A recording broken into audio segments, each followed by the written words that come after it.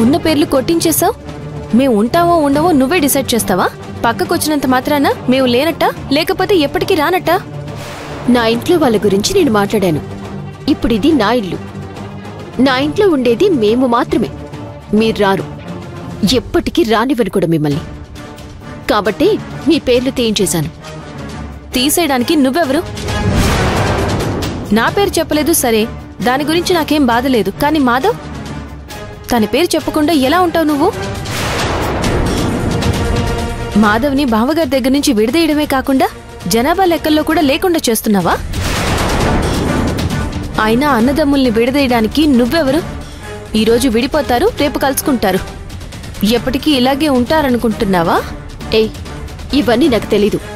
నా ఇంట్లో ఎవరుంటున్నారు అని అడిగినప్పుడు ఉన్న వాళ్ళ గురించి మాత్రమే చెప్పటం నా బాధ్యత. అది చెప్పాను.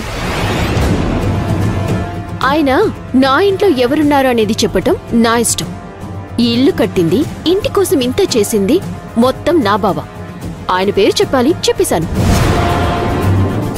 ఎవరెవరి పేర్లో చెప్పాల్సిన అవసరం నాకు లేదు. నీ మొగుడు నీకెక్కువ కావచ్చు, కానీ నా బావకి ఎదురు తిరిగి ఆయన్ని అన్నన్ని మాటలన్నాడు. నాకేమి కాడు. అలాంటి వాడి పేరు తలుచుకోవటం కూడా నాకిష్టం లేదు. అలాంటిది తన పేరు చెప్తానని నువ్వెలా అనుకుంటున్నావు? పేరు చెప్పకపోవటమే కాదు భూమి, ఇంకెప్పటికీ ఆ పేరు కూడా వినిపించకుండా చేస్తా. ఆ పేరు వినటానికి కూడా ఇష్టపడకుండా చేస్తాను. పక్కనే కాపురం పెట్టగానే అంతా అయిపోయింది అనుకోవద్దు. ఇప్పటికే ఇల్లు చీలింది. ఈ చీలిక ఇంతటితో ఆగదు. అలా దూరమైపోవటమే కాని దగ్గరవటం అనేది ఉండదు. గుర్తుంచుకో.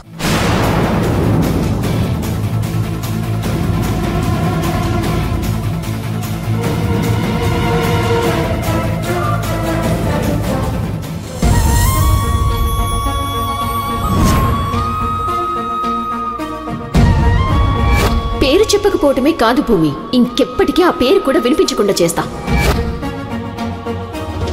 ఇప్పటికే ఇల్లు చీలింది. ఈ చీలిక ఇంతటితో ఆగదు.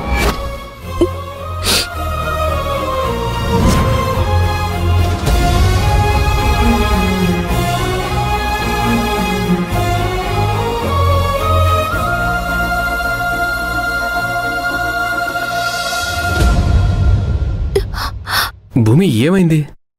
ఎందుకు ఏడుస్తున్నావు?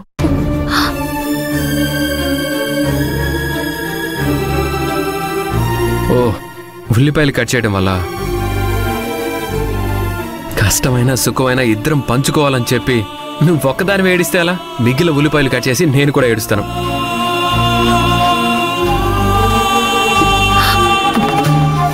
ఈ కన్నీళ్లు ఉల్లిపాయలు కట్ చేయడం వల్ల కాదు మాధవ్, అలాగే చేసే పనుల వల్ల.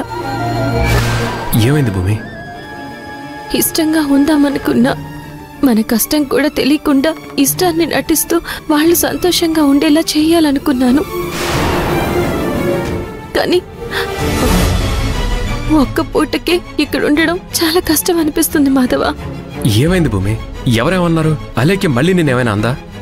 ఇందాక జనాభా లెక్కల వాళ్ళు వచ్చారు. ఇంట్లో అందరి పేర్లు చెప్పింది.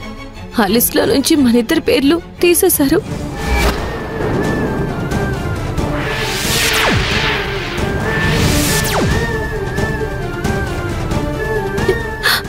సరే, నా పేరు తీస్తే తీసేసావు, అన్నదమ్ముల బంధాన్ని విడదీయలేవు, ఇంట్లో మాధవ్ పేరుని తీసేయలేవు, తన పేరైనా చెప్పాలి కదా అని అడిగితే అవసరం లేదు, ఇది మా బావిల్లు, నా ఇష్టం అంటూ మాట్లాడింది.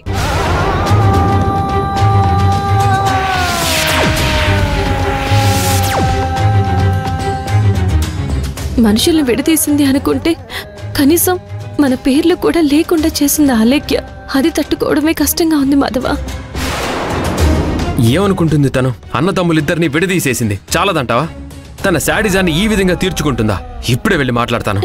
మాధవ, వద్దు మాధవ, మళ్ళీ లేనిపోని గొడవ అవుతుంది. ఆయన గొడవలు చాలు. జరిగిన దానికి ఒకే ఇంట్లో ఉంటూ కూడా విడిపోయి బ్రతకాల్సి వచ్చింది. మళ్ళీ ఏం మాట్లాడినా గొడవ పెద్దదవుతుంది. గొడవ అవుతుందని చెయ్యని తప్పుకి బాధపడుతూ కూర్చోవాలా? తన ఇష్టానికి తను ప్రవర్తిస్తూ ఉంటే భరిస్తూ కూర్చోవాలా? తను ఏడిపిస్తూ ఉంటే, నువ్వు ఏడుస్తూ ఉంటే నేను మౌనంగా చూస్తూ ఊరుకోవాలా? ఏమైతే అదవుతుంది. నేను వెళ్ళి అడిగేదే. మాధవ్, మాధవ్, మాధవ్ మాధవ్ ఆగు. ఏమనుకుంటున్నారు మా గురించి? ఇష్టం వచ్చినట్టు మీరు ప్రవర్తిస్తూ ఉంటే చూస్తూ ఊరుకుంటాం అనుకుంటున్నారా? పొరపాటునే నేను ఒక మాట అన్నదానికి లేనిపోని రాద్ధాంతమంతా చేశారు. దానికి క్షమాపణ చెప్పాను. కాదని విడిపోయి బ్రతకమన్నారు. మా బతికేదో మేము బతుకుతున్నాం. మళ్ళీ ఇవన్నీ ఏంటి? ఏమైందిరా? ఎందుకలా మాట్లాడుతున్నావు? మాధవ వద్దు మాధవ, వెళ్దాం పద. ఉండు భూమి, మాట్లాడకుండా ఉంటే ఎవరిష్టానికి వాళ్ళు చేసుకుంటూ వెళ్ళిపోతూ ఉన్నారు.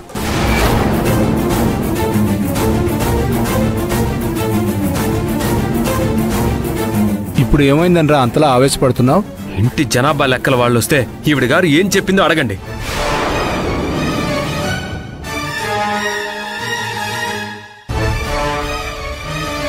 ఏం చెప్పిందిరా? ఇంట్లో మీ అందరి పేర్లు చెప్పి మా ఇద్దరి పేర్లు మాత్రం చెప్పలేదు.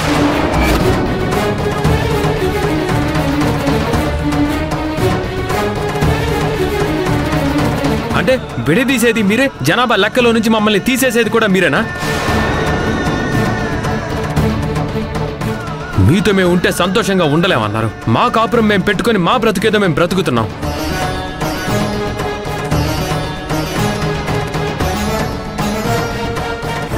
బయట వాళ్ళతో ఇంటికి మాకు సంబంధం లేదన్నట్లుగా మాట్లాడాల్సిన అవసరం ఏంటి?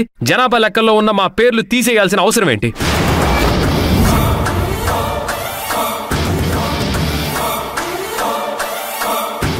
అలా ఎలా చెప్పావమ్మా? మరి మనతో సంబంధం లేకుండా వెళ్లిపోయిన వాళ్ళ పేర్లు కూడా మనం చెప్పాలా? అంతగా అవసరమైతే వాళ్ళ పేర్లు వాళ్ళు చెప్పుకుంటారు.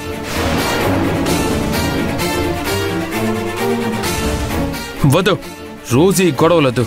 ఇలా అవమానాలు పడుతూ బాధపడుతూ మేము ఉండలేం. మా దారిని మేము వెళ్ళిపోతాం.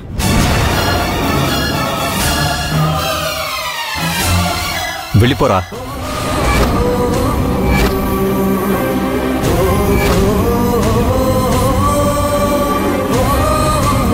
వెళ్ళిపోవాలనుకుంటే వెళ్ళిపో. ఒకసారి వెళ్ళిపోవడానికి అలవాటు పడిపోయావు కదా, ఇంకోసారి వెళ్ళడానికి ఏమైంది? అందుకేగా వెళ్తాను వెళ్తాను అంటున్నావు.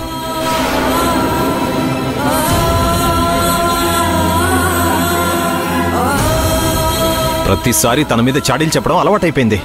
చాడీలేంటన్నయ్యా, జరిగింది చెప్తున్నాను.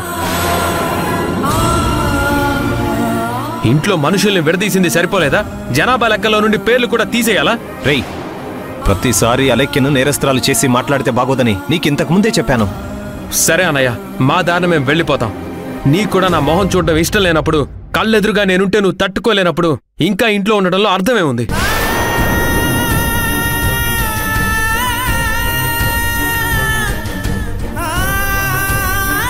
రే, ఇద్దరికి ఏమైందిరా? చేతబడి చేసిన వాళ్ళు మాట్లాడుకున్నట్టు మాట్లాడుకుంటున్నారు. మరేం చేయమంటావా అక్క? తన ఇష్టానికి తను ప్రవర్తిస్తూ ఉంటే చూస్తూ ఊరుకోమంటావా? తప్పని చెప్పాల్సిన అన్నయ్య కూడా తననే సమర్థిస్తూ ఉన్నాడు. అలాంటప్పుడు ఇక్కడ ఉండి ప్రయోజనమే ఉంది?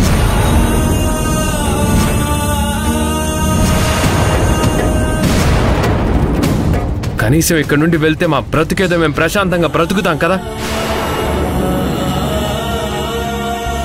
ఒకసారి కుటుంబం విడిపోయే పరిస్థితి వచ్చినప్పుడు మళ్ళీ మనసు మార్చుకొని, అరే చిన్నప్పటి నుండి ప్రాణంగా పెంచుకున్న నా తమ్ముడు, వాడిని బాధ పెట్టడం ఎందుకు అనుకుని తగ్గి మళ్ళీ నీతో కలిసినందుకు బాగా బుద్ధి చెప్తున్నావు కదరా.